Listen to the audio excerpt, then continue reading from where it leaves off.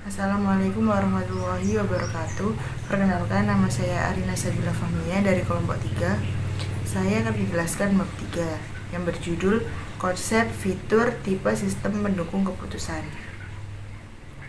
Keputusan menurut para ahli. Yang pertama, menurut Ralph C. Davis, yaitu keputusan adalah hasil pemecahan masalah yang dihadapinya dengan tegas. Yang kedua, menurut Mary Follett, yaitu keputusan adalah suatu atau sebagai hukum situasi. Yang ketiga, menurut James A. F. Stoner, yaitu keputusan adalah pemilihan di antara alternatif-alternatif. Yang keempat, menurut Profesor Dr. Prajudi Atmosudirjo, SH, yaitu keputusan adalah suatu pengakhiran daripada proses tentang permasalahan atau problema untuk menjawab pertanyaan apa yang harus diperbuat guna mengatasi masalah tersebut dengan menjatuhkan pilihan pada suatu alternatif. Jadi, keputusan ialah penentuan suatu opsi dari sejumlah opsi pemecahan permasalahan guna memecahkan permasalahan itu sendiri. Sistem dukungan keputusan juga lebih berfokus pada resolusi masalah terstruktur daripada masalah yang tidak terstruktur. Selanjutnya yaitu tipe-tipe sistem pendukung keputusan. Tipe-tipe pendukung sistem keputusan ada 3. Yang pertama yaitu keputusan terstruktur, yang kedua keputusan semi terstruktur, yang ketiga keputusan tidak terstruktur. Tahapan pengembangan sistem pendukung keputusan. Tahap pertama yaitu tahap pradesain, yang kedua tahap desain, yang ketiga tahap konstruksi, yang keempat tahap implementasi, yang kelima tahap pemeliharaan dan dokumentasi, yang keenam tahap adaptasi. Selanjutnya yaitu fitur dari sistem pendukung keputusan. 1. Dukungan untuk semua kegiatan organisasi. 2. Mendukung beberapa keputusan yang saling berinteraksi. 3. Mampu dipergunakan secara kontinu dan konstan. 4. Ada 2 komponen utama, data dan model. 5. Penggunaan data eksternal dan internal. 6. Mempunyai keterampilan analisis bagaimana jika dan tujuan. 7. Penggunaan beberapa model kuantitatif.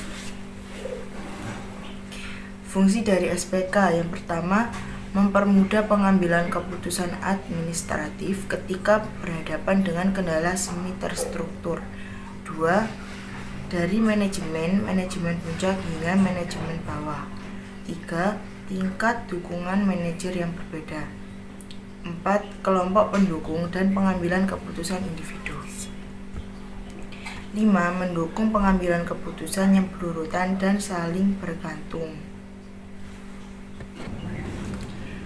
Manfaat dari SPK. 1.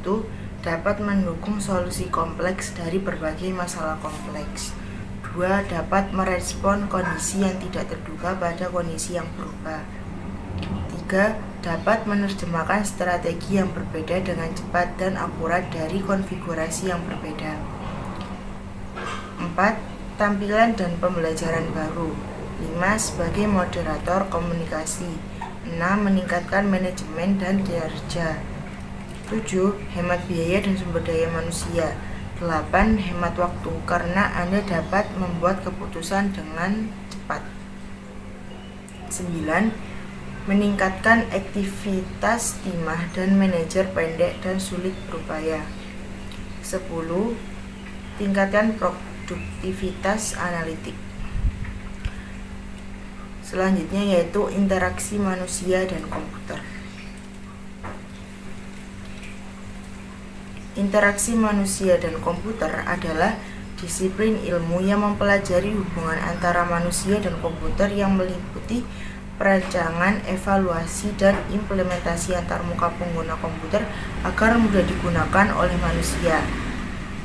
Sedangkan interaksi manusia dan komputer sendiri adalah serangkaian proses, dialog, dan kegiatan yang dilakukan oleh manusia untuk berinteraksi dengan komputer secara interaktif untuk melaksanakan dan menyelesaikan tugas yang diinginkan.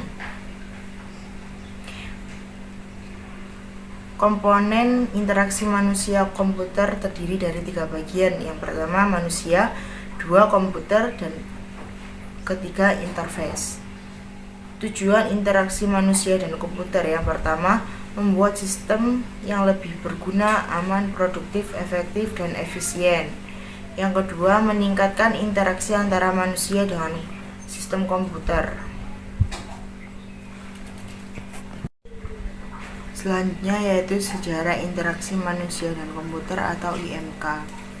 Komputer pertama kali diperkenalkan secara komersial pada tahun 50-an. Mesin ini sangat sulit dipakai dan tidak praktis, disebabkan karena komputer merupakan mesin yang sangat mahal dan besar, hanya dipakai di kalangan tertentu, misalnya para ilmuwan atau ahli-ahli teknik. Komputer pribadi atau PC diperkenalkan pada tahun 70-an.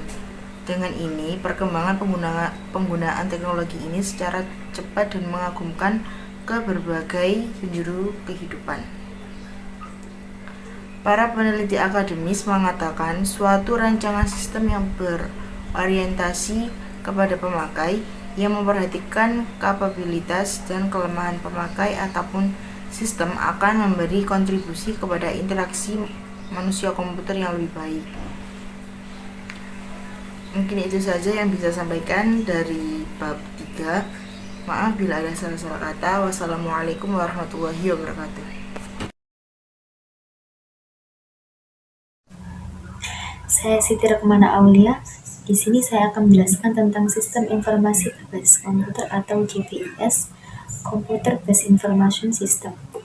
Sistem Informasi Berbasis Komputer atau CPIS, Computer Based Information System, adalah sistem informasi yang menggunakan komputer dan teknologi komunikasi untuk melakukan tugas-tugas yang diinginkan sebagai alat bantu untuk pengambilan keputusan. Manfaat penggunaan sistem informasi berbasis komputer. 1. Time saving atau menghemat waktu. 2. Cost saving atau menghemat biaya. 3. Effectiveness atau meningkatkan efektivitas. 4. Teknologi development atau mengembangkan teknologi. Dan yang terakhir, accounting staff development, mengembangkan personal akuntansi.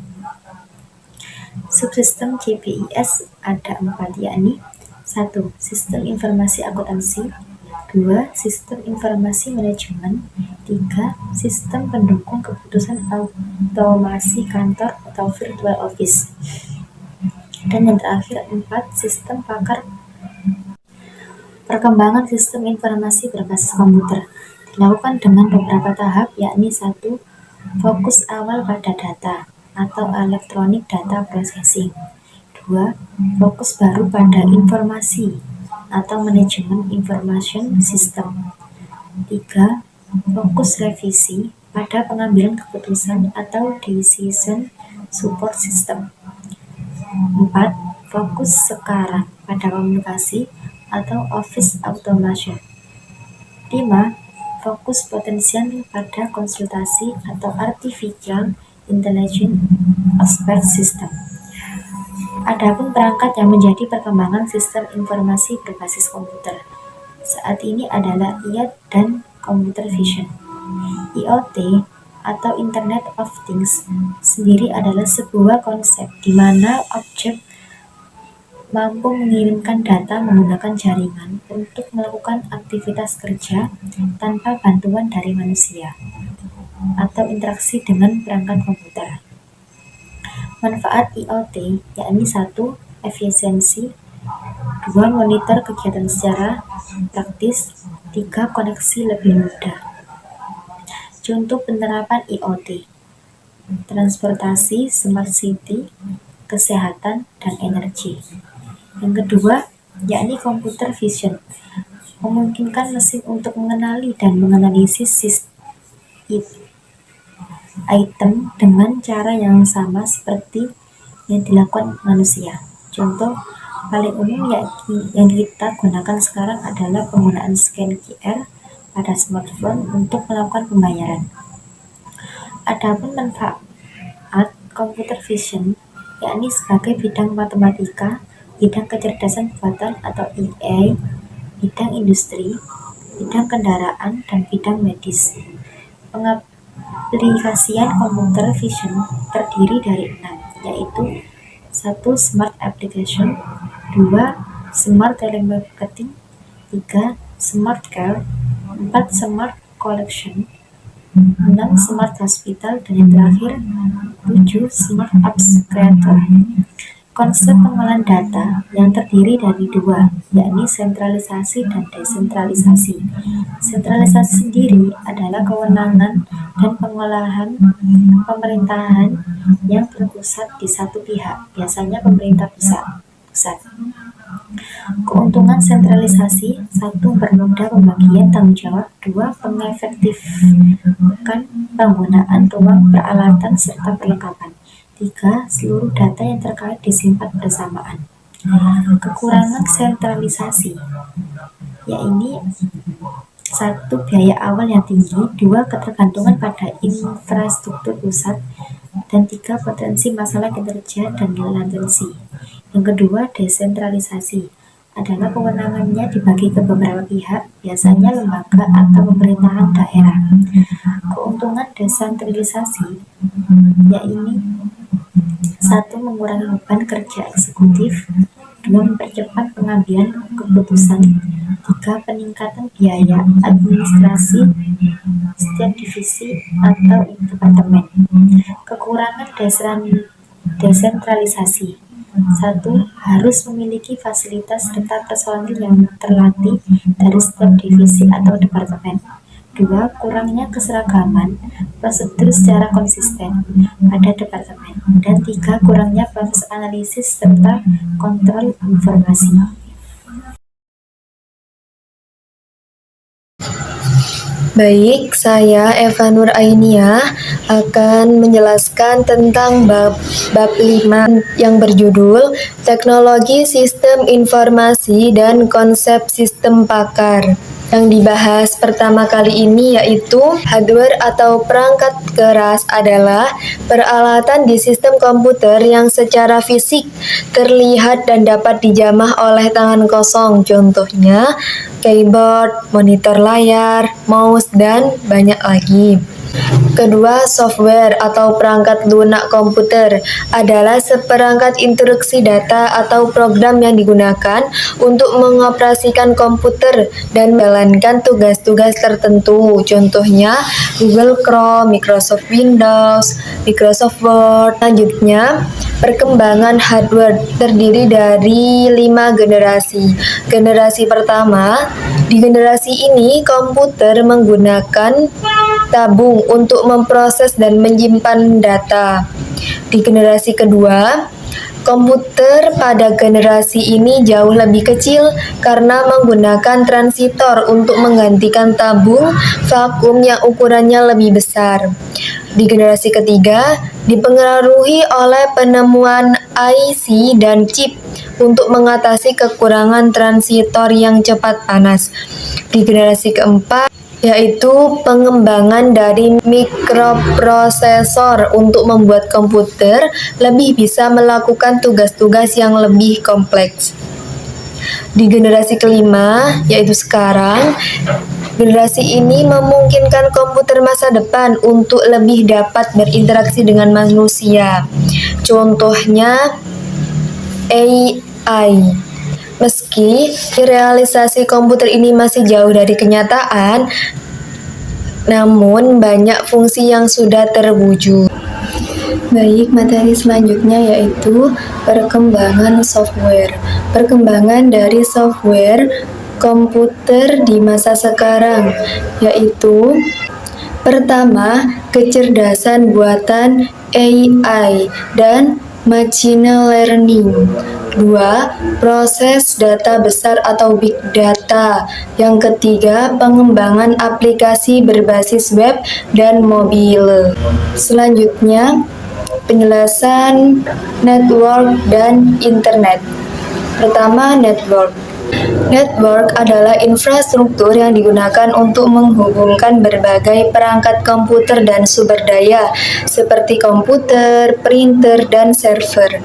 Ada berbagai jenis jaringan, termasuk jaringan lokal, jaringan area luas, dan jaringan nirkabel. Kedua, internet. Internet adalah jaringan global yang terdiri dari beberapa jaringan, termasuk jaringan publik dan swasta yang berhubung secara global. Penjelasan data warehouse. Data warehouse adalah suatu sistem penyimpanan dan pengelolaan data yang dirancang untuk membantu organisasi menyimpan, mengintegrasikan, dan menganalisis data dari berbagai sumber untuk mendukung pengambilan keputusan bisnis. Arsitektur sistem pakar. Arsitektur sistem pakar adalah kerangka kerja yang digunakan untuk mengembangkan sistem pakar. Dan terakhir, materi yang terakhir, interaksi manusia komputer. Interaksi manusia komputer, bisa disingkat IMK, adalah bidang studi yang berkaitan dengan cara manusia berinteraksi dengan komputer dan teknologi komputasi. IMK bertujuan untuk merancang antarmuka yang memungkinkan pengguna berinteraksi dengan komputer dan sistem teknologi dengan cara yang efisien, efektif, dan memuaskan. Itu tadi yang dapat saya sampaikan, kurang lebihnya mohon maaf. Wassalamualaikum warahmatullahi wabarakatuh.